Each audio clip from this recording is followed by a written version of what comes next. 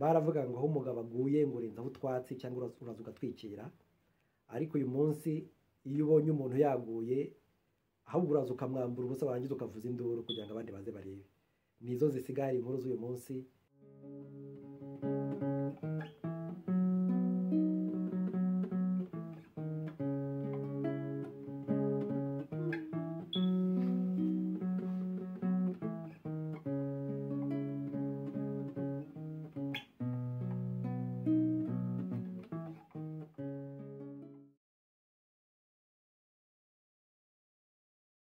Kuri uyu murongo wacu wa Braba Talk rero icyo dukora ni ukuganira n'abantu, tuganira amagambo arimo indangagaciro, arimo ese ni gute abantu bakifata muri sosiyete kugira ngo babane neza, ese ni iki twaha agaciro muri ubu buzima kugira ngo umubano w'abantu uburyo buri sociologique bubeho bwiza, inzangano zishire, umuntu agira ikirenge cye agishyire mu kirenge cy'undi kugira ngo amwumve, amuhe agaciro. Kandi by'ukuri iyo wishyize mu kirenge cy'undi ntago wamuhemukira. Urugero katuvuge amagambo avugirwa kuri social media, uramutse wishyize mu mwanya w'uri kuyavugaho cyangwa se wowe bari kuyavugaho, ntago wasohora amagambo mabi.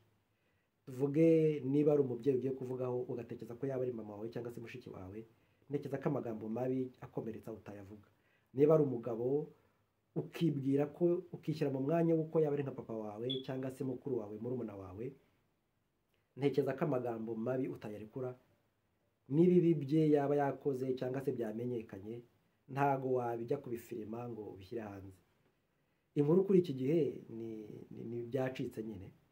Kera baravuga ngo aho umugabo aguye ngo urenzaho utwatsi cyangwa uraza ugatwikira, ariko uyu munsi iyo ubonye umuntu yaguye ahubwo uraza ukamwambura ubusa warangiza ukavuza induru kugira ngo abandi baze barebe.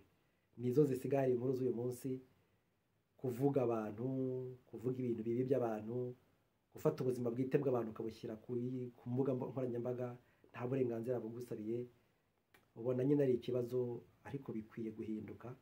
Umuntu yishyize mu mwanya wundi ntago yabikora.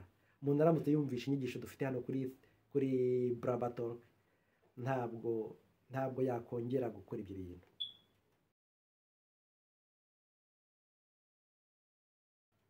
Ikintu cyabica ni uko umuntu akwiye kujya atekereza akavuga ati ariko iki kiganiro ngiye gukora ubu wakizana mu rugo akagishyira muri salo n'umuryango wanjye na baramu banjye mbese imiryango yacu yateranye, bakabishyira imbere bikaba icyo nakita sujet de discussion. Ese nakishimira ko babireba?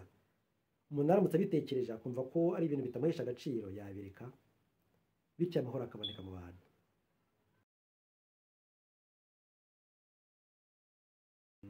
Ingaruka zishobora kuba ari nyinshi, kuko niba reka manze mvuge ngo kera bundi si uko bitabagaho, si uko abantu batakoraga amafuti, si uko abantu batakoraga nyine amanyanga, ahubwo nuko bitanagaragaraga.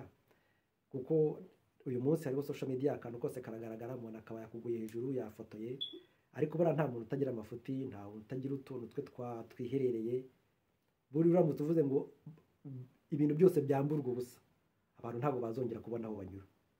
Niyo mpamvu rero tubwira abantu ngo ni byiza ko utekereza ukishyira mu rukweto rw'undi, byatuma utari gukora amagambo atari ngombwa. Ingaruka bifite nuko birangiza imiryango. Urugero, bavuze ko umubyeyi wawe cyangwa se mukuru wawe yagiye kwiba, bakavuga ko bamufashe, ariko by'ukuri ari za fake news tujya twumva hanze aha ngaha, bikaza bikakugiraho ingaruka. Uri umwana we birakubabaza cyane mbere. Iyo ugiye ku ishuri barakubaza, dore wa mwana wa mubyeyi wagize gutya na gutya na gutya. Ibyo ngibyo ni igikomere. Ikindi ni uko buriya birema inzangano abantu batazi, ntabwo tujya tumenya uburemere bwabyo, ariko birakura.